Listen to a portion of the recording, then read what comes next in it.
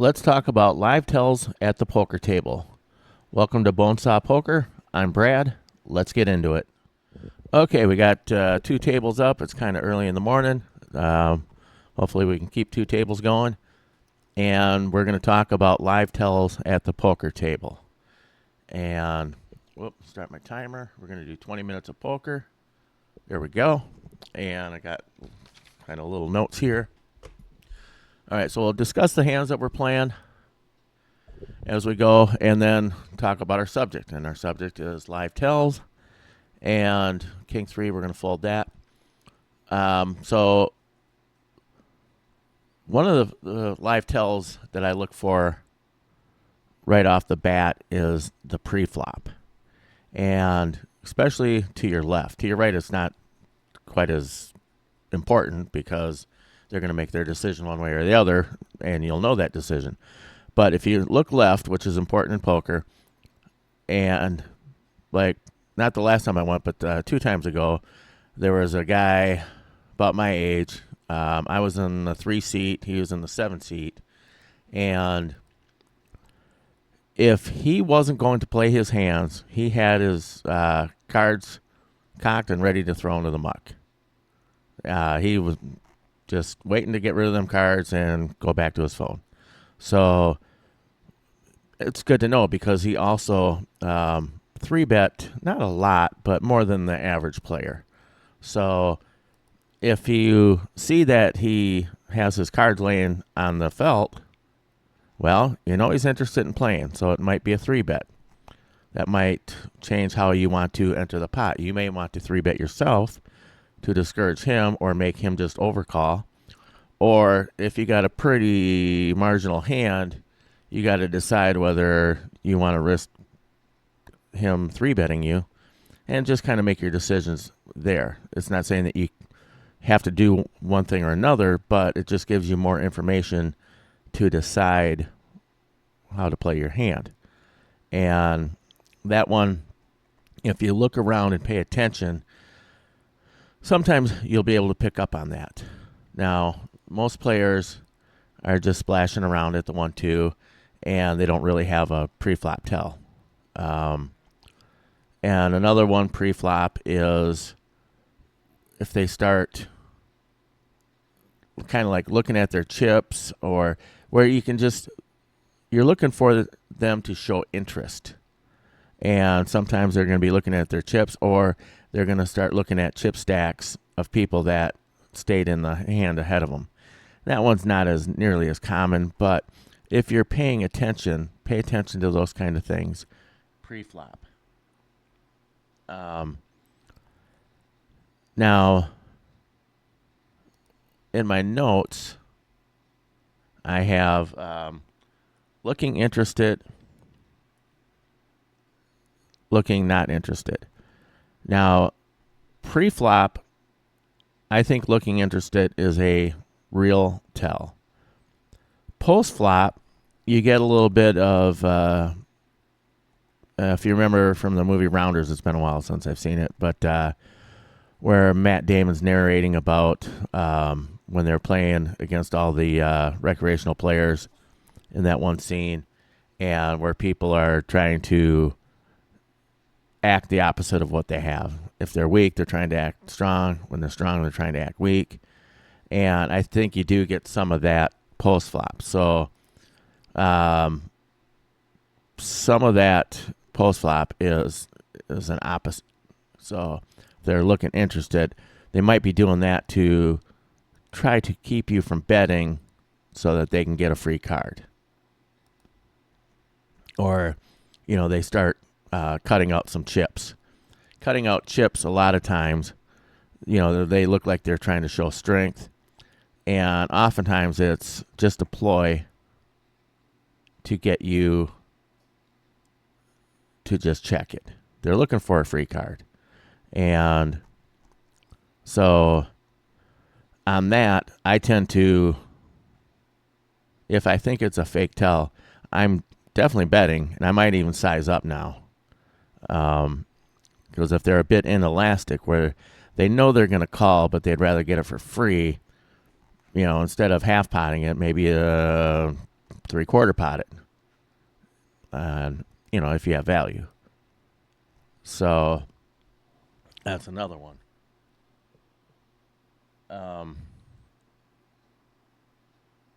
Sitting up, that is one.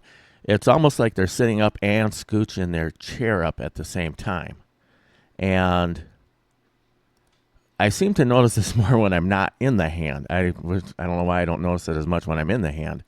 But I've noticed it where if there's, 2, 3 people playing, flop rolls out, and you look over and all of a sudden somebody's kind of straightening up and kind of scooting their chair in a little bit, they like the flop.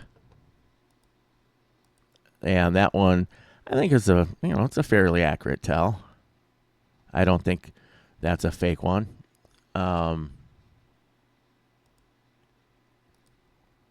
And another one is, and it's a little harder. You got to really be watching to see it. And we're going to raise this up. We'll call a 3-bet. We could go over the top, but it's pretty straightforward table. So King 10, money burner in the big blind. We'll try to see a flop. All right, so only one over. Let's see if we can't take it down now. There we go. We're going to fold that to a 3-bet. We're definitely not calling a 3-bet. We don't call 3-bets anyways. 4-bet or fold, especially with King 10 offsuit. And that's definitely not a 4-bet.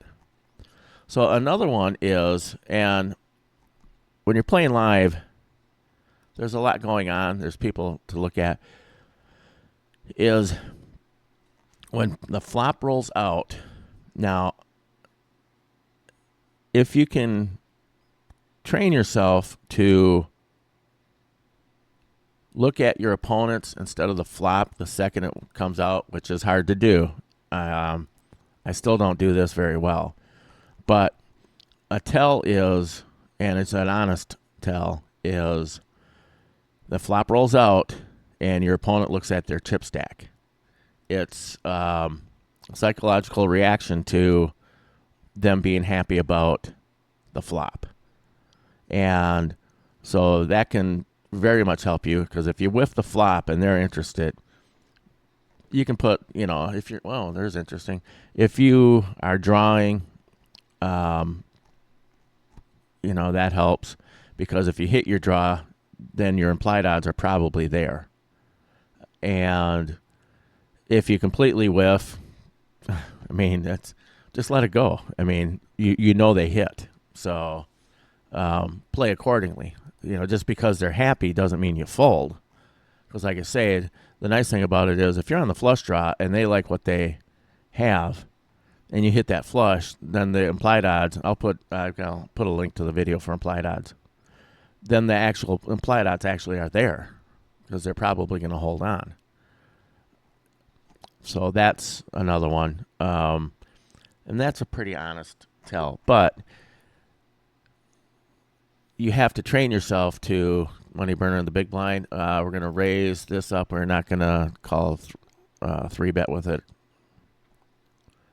Is to, when the flop comes out, we're going to call that in the big.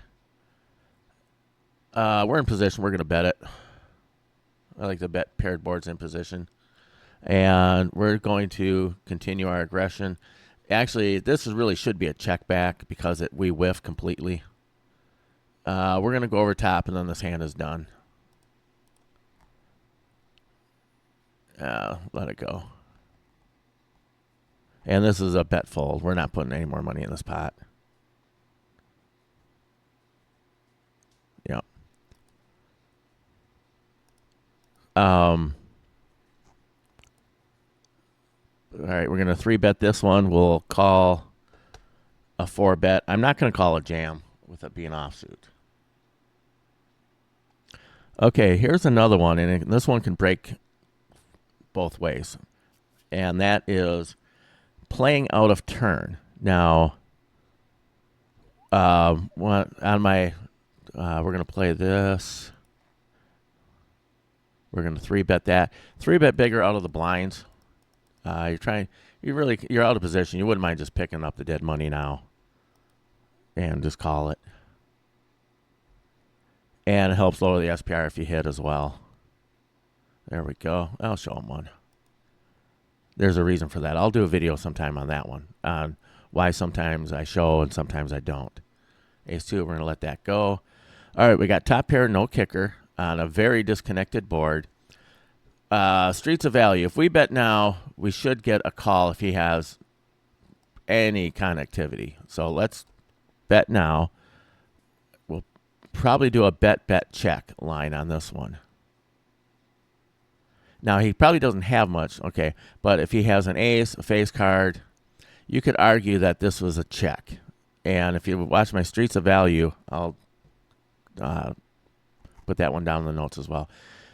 Streets of value, that I argue that oftentimes that this could be a check, bet, check, bet, that we want to check it first. And, okay, so we're buffering. Hopefully we're still recording. It's going to really suck if we're not. Internet's been kind of sketchy. Just got internet back yesterday after the hurricane. Oh, boy. Well, let's hope we've been recording this whole time. Now, when I was... A couple tells that I gave off when I was first playing in the card room a few years back is one is I had trouble holding my emotion when I flopped 2-pair plus.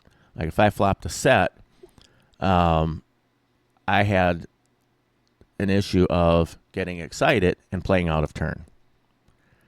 Big tell. Because it's like, okay, dude can't wait to pile chips in. So that's a big leak. It didn't take me long to fix that, but I mean, that really is. Now, you have to be careful, too, because some people do that as an angle and never do it as an angle. That's poor etiquette. And some people do that to try to get you to check back. And don't do that. That's just it's just poor play. I've had people do that to me. And when they do it, I know they want the free card. We're ramping up. We're putting more in the middle. And so if that happens to you, try to figure out which situation it is. If they're kind of new to poker or new to live poker, it's probably they hit big. And if it looks like they've been there for a while, or they've been there for a while and they do it, then they're just being D-bag and angling you. So like I say, don't do that move. It's in poor taste. So that's another one. The other one too is when I was first going down there, there's this guy that is a regular down there, and because everybody knows him by name, and so I flopped big, and I didn't play out of turn, but when I went to grab chips, I did not realize it, but my hands were shaking. And so I cut out some chips, and I fire him in, and he's looking at his cards, he's looking at me, and then he made some kind of comment of, well, I know you hit big, I'm just going to have to let my hand go. And he's like, I got top pair, and my top pair's no good. So he folds face up. He had top pair, and to be nice or whatever. Maybe I shouldn't have done it, but I flipped my hand up, and I can't remember. I think I had a set, and so we're playing. And a little while later, he made the comment, and he's a nice guy. He made the comment that because the table is pretty chatty. And you can argue that maybe you shouldn't chat at the table. That's for another video. But he said, when you're cutting out chips, your hands were shaking. I said, really? I didn't even notice that. And he said, yeah. I said, it's, You just, because your emotions were running and you had a big hand. And I was like, well, how do you keep that from happening? So you just got to play a lot, get used to catching big flops, and you'll be all right. But he said, until then, it's your body's reaction. So you just got something to work on. So that was cool that he let me know, because he could have just kept it to himself and used it to his advantage. So, sometimes the games are friendly down there. Sometimes they're not. All right. So we've got pre-fold, handshaking, playing out of turn, looking interested, not interested. We're going to 3-bet this. We don't have to go huge because we are in position on them. We don't want to bloat the pot too bad. And if he 4-bets, we're folding this. We're behind everything that 4-bets.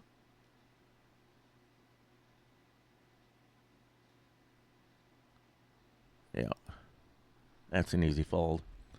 Playing fast. Now, that can be either a real tell or a fake tell.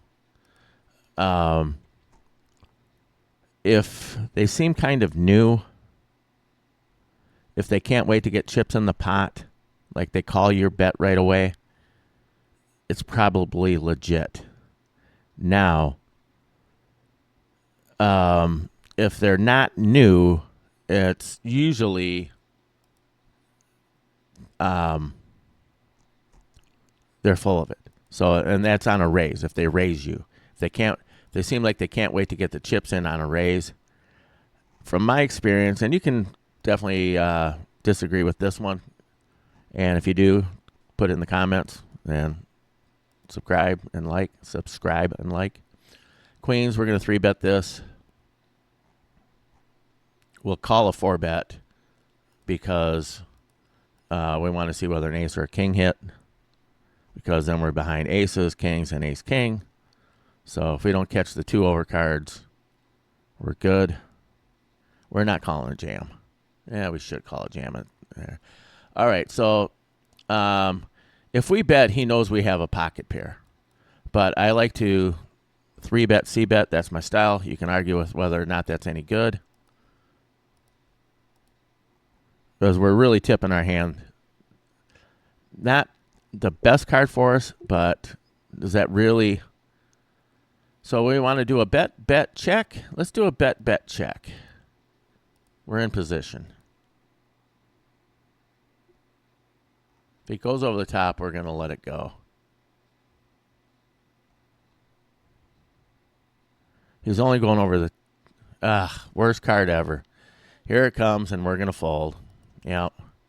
Lost down the river. No. Huh. Okay. So playing fast, if they're new, I think it's legit. If they're not new, I think it's a ploy. But that one's not a written in stone one. My last one is how they put chips in the middle. And this one, I could almost left this one out, because this one takes a lot of observation, and you're probably not going to sit long enough with somebody to really get a tell. But if you pick up on it early in the session, and if it's kind of obvious, like if they're putting the chips in,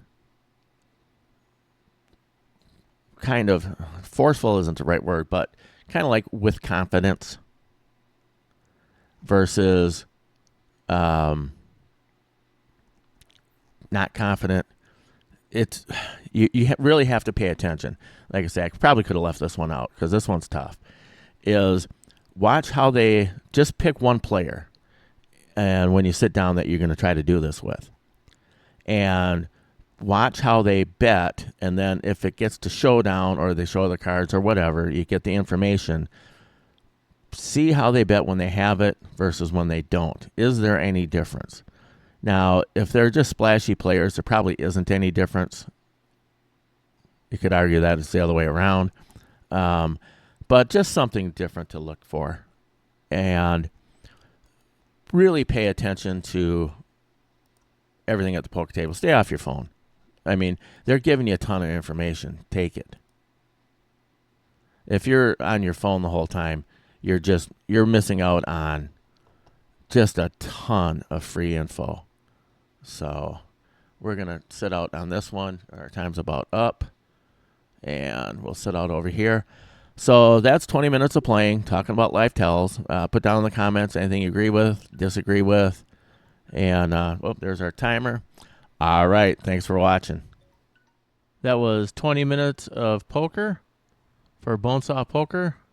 This is Brad. And remember, everything you want is on the other side of fear.